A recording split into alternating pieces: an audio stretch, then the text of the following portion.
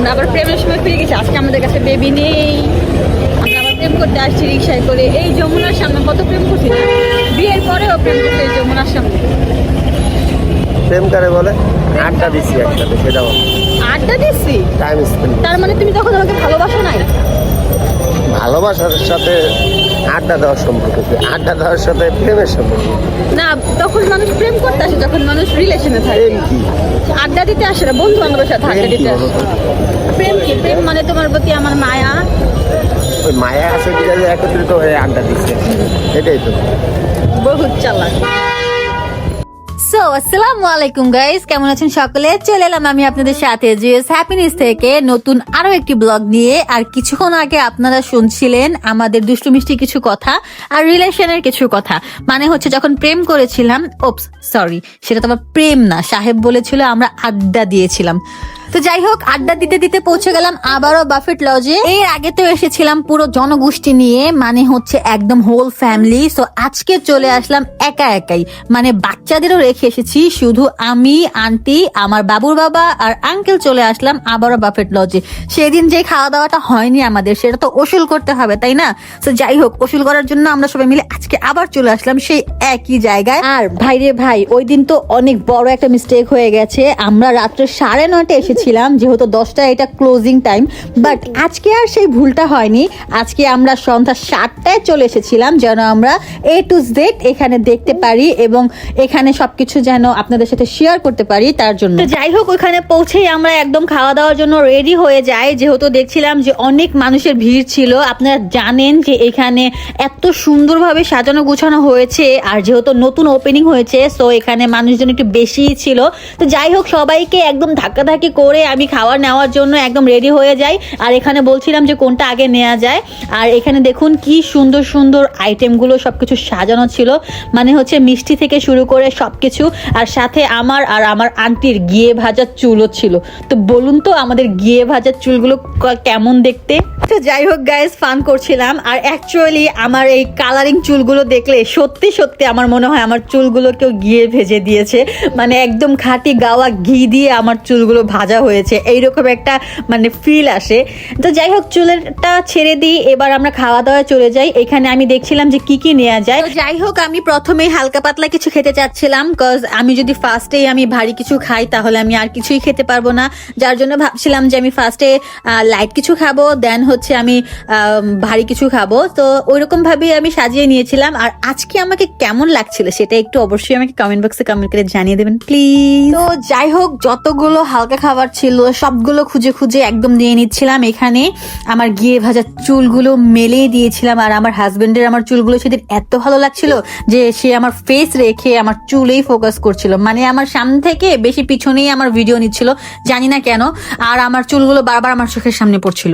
তো যাই হোক, এখানে আমরা হালকা পাতলা কিছু খাবার নিয়ে নিয়েছিলাম প্রথমেই, যেন পরে ভারী কিছু খেতে পারি। আর এই তো আমি টুক করে চলে আসলাম স্যুপ নিয়ে। আল্লাহ বাঁচাইছে, সামনে তো একটু দেখানো হইছে, মানে ফেসটা তো আইছে, তো এতেই আমি ধন্য। তো যাই হোক, ফান শেষে আপনাদের সাথে সিরিয়াস একটা কথা বলতে চাই, যেটা হচ্ছে যে এই রেস্টুরেন্টের যতগুলো চেয়ার ছিল, মানে হচ্ছে এই রেস্টুরেন্ট যখন নাকি ডেকোরেশন করা হয়েছে, সো এখানে চেয়ারের অর্ডারগুলো যেটা ছিল সেটা আমার বাবুর আব্বুর ফ্যাক্টরি থেকে করা হয়। মানে হচ্ছে আমাদের যে ফ্যাক্টরি আছে ফার্নিচারের, মুসলিম ফার্নিচার বিডি, ওইখান থেকে আমাদের এইখানে মানে চেয়ারগুলো এসেছে।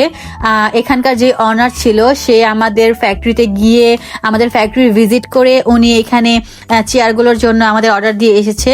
সো আলহামদুলিল্লাহ, চেয়ারগুলো অনেক ভালো ছিল। আর রিভিউটা আমরা দিতে চাচ্ছি না, ওনারাই দিয়েছে। আর কিছু চেয়ার এখনো পাঠানো বাকি আছে, সো ওইগুলো যখন কমপ্লিট হবে তখন ওনারাই আমাদের রিভিউ দিবে। আর সেই রিভিউটা আপনারা মুসলিম ফার্নিচার বিডিতে গেলেই সেই পেজটাতে ভিজিট করলেই পেয়ে যাবেন। তো যাই হোক, আপনারাও যদি কোনো ফার্নিচার অর্ডার করতে চান তাহলে অবশ্যই আমার বাবুর আব্বুর মুসলিম ফার্নিচার বিডি পেজটা ভিজিট করে আসবেন, ওইখানে অনেক ইউনিক কালেকশন আপনারা পেয়ে যাবেন। তো এখানে আমরা আবার আমার ব্লগের কথায় চলে আসি। তো এখানে আমরা আবার একটু হেভি খাবার নিয়ে নিয়েছিলাম। আর ওই দিন A to Z একদম ছিল ওইখানে, মানে হচ্ছে আমি কাঁকড়া থেকে শুরু করে A to Z পেয়েছিলাম। আমি তো অনেক খুশি ছিলাম। আর ডেজার্ট আইটেম গুলো জাস্ট বলে বোঝানোর মতো না, এত ইয়ামি ছিল আর এত কালারফুল ছিল, মানে হচ্ছে আমি ডেজার্টটা নিয়ে লিটারালি হয়ে যাই, কজ এত কালারফুল ডেজার্ট। সো অনেক ইয়াম্মিও ছিল, যেটা কিনা আমি একদম পেট ভরে খেয়েছি। মানে হচ্ছে আমার হালকা পাতলা খাবার বা হচ্ছে হেভি খাবার যাই বলুন না কেন, সব থেকে বেশি মজা লেগেছিল আমার কাছে ডেজার্টটা। আর এখানে আমি ওয়াফেলের জন্য ওয়েট করছিলাম আর আপনাদের সাথে শেয়ার করে নিয়েছিলাম কিভাবে ওয়াফেলও বানানো হয়। সো আই গেস আমি যদি একটা মেশিন কিনে নেই তাহলে আমিও ঘরে ওয়াফেলও বানাতে পারবো। মানে আন্টি আর আমি বসে বসে এই কথাটাই বলছিলাম যে ওয়াফেলও এখানে কেন আমি লাইন ধরে নিয়ে যাব, আমি যদি ঘরেই মেশিন কিনে নিই তাহলে বানিয়ে নিব। বাট খালা আর বোনজির এই কথা এই পর্যন্তই সীমাবদ্ধ থাকে। এই পর্যন্ত আন্টি আর আমি অনেক কিছু বলেছি, অনেক আইডিয়া নিয়েছি, অনেক কিছু মানে প্ল্যান করেছি, বাট কোনোদিন কোনো প্ল্যান মোতাবেক কাজ আমরা সাকসেসফুলি করতে পারিনি। সো এটাই ছিল আমাদের আফসোস।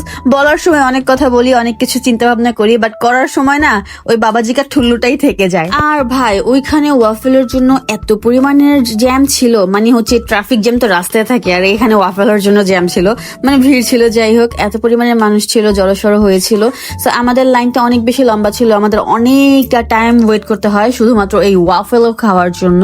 আর এখানে দোসা বানানো হচ্ছিল, সো আমি ওইটারও একটু ক্লিপ নিয়ে নিলাম। তো একজন হচ্ছে 2টা দোসা আর 4টা ওয়াফেলও নিয়েছিল, সেটা দেখে লিটারেলি আমি যে মানুষ এত পরিমাণের খাবারও খেতে পারে, মানে একজন মানুষ এত পরিমাণের খাবার নিয়েছে। সো যাই হোক, এত কিছু বলতে বলতে ভাবতে ভাবতে এখানে আমাদের ওয়াফেলটা রেডি করা হচ্ছিল। মানে হচ্ছে এর আগে যেটা প্যানে ছিল সেটা হচ্ছে অন্যজনের ছিল আর এটা হচ্ছে আমাদের ছিল। মানে ভাই বুঝতে পারছেন যে 8টা প্যান থাকা সত্ত্বেও আমাদের সিরিয়ালটা মাত্র এসেছে। সো কত পরিমাণের ক্রাউড ছিল ওইখানে আপনারাই বুঝে নিন। ও বাই দ্য ওয়ে, আরেকটা কথা, সেটা তো আপনাদের বলতেই ভুলে গেছি। এট ফার্স্ট যখন আমরা ওইখানে যাই ওখানে কিন্তু কোনো সিটই ছিল না, কারণ ওইখানে এত পরিমাণের মানুষ ছিল সেদিন, যেটা বলে বোঝানোর মতো না। সো আমাদের কোনো সিট ছিল না। দেন হচ্ছে আমার বাবুর বাবা ম্যানেজারের সাথে কথা বলে। আর আগেই তো আপনাদের সাথে বলেছি যে ওইখানকার অনারের সাথে আমার বাবুর আব্বুর খুব ভালো একটা বন্ডিং যেহেতু আছে, সো উনি ওনাকে ফোন দেয়। ফোন দেওয়ার পরে আমাদের একটা সিট খালি করে দেওয়া হয়। মানে হচ্ছে একজনের আসার কথা ছিল, তাদেরকে না বলা হয় যে সিট বুকিং হয়ে গেছে, সেইটা বলে আমাদেরকে সিট দেওয়া হয়। সো যাই হোক, অবশ্যই সিট পেয়েছিলাম। আর এখানে আমাদের ওয়াফেলটাও রেডি হয়ে গিয়েছিল। আমি তো 2টা ফ্লেভার নিয়েছিলাম, একটা চকলেট ফ্লেভার, একটা স্ট্রবেরি ফ্লেভার। সো আমার কাছে চকলেট ফ্লেভারটাই বেশি মজা লেগেছিল, কজ হচ্ছে আমি চকলেট লাভার ব্রো। যাই হোক, এখানে আমি আর আন্টি ওয়াফেলটা সুন্দর করে সাজিয়ে নিচ্ছিলাম, বাট উনি আমাদের স্ট্রবেরি ফ্লেভারটা অনেক কম দিয়েছিল। যাই হোক, যদিও ওইটা ভালোও লাগছিল না। আর এখানে আঙ্কেল সিটে বসে বসে আমাদের দেখাচ্ছিল ওইখানে লেগ পিস আছে আর ওইখানে ফিশ আছে, যাও নিয়ে আসো। সো আন্টি নিয়ে এসেছিল আর এখানে বলছিল যে এত দূর পর্যন্ত তোমার চোখ কিভাবে গিয়েছে, এখান থেকে উঠে না, এখানে বসে বসে আমাদের অর্ডার দিচ্ছে, আমরা গিয়ে গিয়ে নিয়ে আসছি। সো আমরা লেগ পিস খুঁজে পাবো কোথা থেকে? আন্টির অবজেকশনটা এটা ছিল। সো হাত নেড়ে নেড়ে এটাই দেখাচ্ছিল আর বলছিল আপনাদেরকে, মানে ভাই দুনিয়াতে যদি ছেলেরা কোনো বড় ধরনের পাপ করে থাকে তাহলে সেটা হচ্ছে বউকে কোনো কিছুর অর্ডার দেয়া। মানে হচ্ছে এটা একটু করে দাও, ওইটা একটু এনে দাও, এটা হচ্ছে ছেলেদের সব থেকে বড় ভুল। সো একটা কথা বলবে, একটা অর্ডার দিবে আর 10টা কথা শুনতে হবে, এইটাই ছেলেদের কপাল আমার কাছে যেটা মনে হয়। কাজ আঙ্কেল আগে থেকে বলেছিল যে আমি কিছু বলবো না, আমি কিছু করবো না, যা করার তোমরা আমাকে এনে দেবে, করে দেবে। এখানে আমার বাবুর আব্বু খাওয়া দাওয়ার পর একটু পেট দেখাচ্ছিল, মানে ওর পেটটা একটু বড় হয়ে গিয়েছিল আর দাঁড়িয়ে দাঁড়িয়ে বলছিল যে জিমে ভর্তি হতে হবে। তখন বলছিল যে হ্যাঁ এইটুকু পেট কি ভালো না, এইটুকু পেট দরকার আছে, মানে আমার আন্টি কথা বলছিল। যাই হোক, তাদের কথাটা একটু আপনাদের সাথে শেয়ার করে নিচ্ছিলাম, যেহেতু আমি ভয়েস ওভার দিচ্ছি। সো আমি এখানে ওনাদের কথাটা অ্যাড করিনি, আমি ভয়েস দিয়ে দিলাম। আর আঙ্কেলকে যেহেতু আন্টি অনেকগুলো কথা শোনাচ্ছিল, তো আঙ্কেল বলছিল আমি আর খাবো না, তুমি আমাকে কথা শুনিয়ে পেট ভরিয়ে দিয়েছো। না, অ্যাকচুয়ালি ওইখানে খাওয়া দাওয়াটা এত বেশি মজা ছিল যে আমরা খাওয়া দাওয়া করেই অ্যাকচুয়ালি পেটটা ভরে ফেলেছি। তো শেষে আর ওইটা খেতে পারিনি। দেন আমরা ওইখান থেকে বের হয়ে যাই। আর এই তো ছিল পুরো বাফেট লজটা, মানে পুরো বাফেট লজ না, জাস্ট সেকেন্ড ফ্লোরে হচ্ছে বাফেট লজটা ছিল। আর পুরো ফ্লোরটাতে ইয়াম্মি ইয়াম্মি কিছু খাবারের রেস্টুরেন্ট ছিল, যেটা দেখে আমার চোখ তো একদম পুরো চরব গাছ হয়ে যায়। অ্যান্ড দেন আপনাদের সাথে ভিডিও শেয়ার করতে করতে আমি এই তো নিচে চলে আসছিলাম আর আমাকে রেখে সবাই চলে যাচ্ছিল। দেন আমিও টুক করে বাসায় চলে আসি। আর এটা ছিল আমার আজকের ফাইনাল লুক আর আজকের আমার ব্লগটা। আর এই হচ্ছে আমার ফুল ড্রেসটা। সো কেমন লেগেছে আপনাদের সবার কাছে অবশ্যই আমার কমেন্ট বক্সে কমেন্ট করে জানিয়ে দেবেন। তার সাথে সাথে আমাকে লাইক কমেন্ট শেয়ার করে আমার পাশে থাকবেন। আর আমার বাবুটাকে নেইনি বলে আমার বাবুটা আমার এত পরিমাণের কান্না করছিল। সো ভালো থাকবেন সকলে, আল্লাহ হাফেজ।